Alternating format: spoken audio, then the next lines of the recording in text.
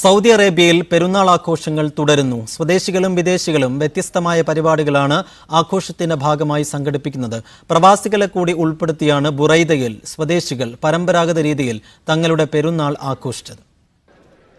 പഴയകാല സൗദിയിലെ പെരുന്നാൾ വിഭവങ്ങളെ പരിചയപ്പെടുത്തിയുള്ള ഭക്ഷ്യമേളയോടെയാണ് ബുറൈദ ഹുലൈറയിലെ സ്വദേശികൾ പെരുന്നാൾ ആഘോഷങ്ങൾക്ക് തുടക്കം കുറിച്ചത്.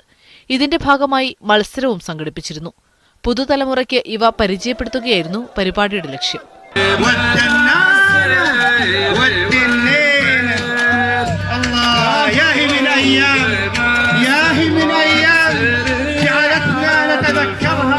സൗദിയുടെ പ്രധാന കാർഷിക മേഖലയായതിനാൽ കർഷകരുടെ ജീവിതം പ്രമേയമാക്കിയുള്ള തനത് നൃത്തങ്ങളായിരുന്നു മറ്റൊരു പ്രധാന ആകർഷണം.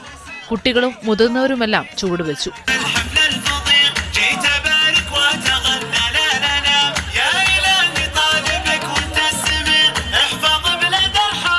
മലയാളത്തിലുള്ള പാട്ടുകൾക്കൊപ്പം വിവിധ രാജ്യങ്ങളിൽ നിന്നുള്ള പ്രവാസികളും ആഘോഷത്തിന്റെ ഭാഗമായി.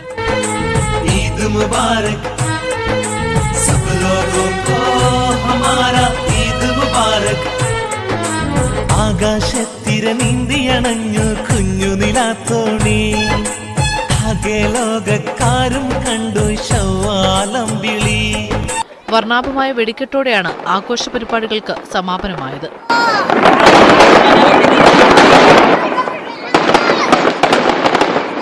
Media 1 Riyadh.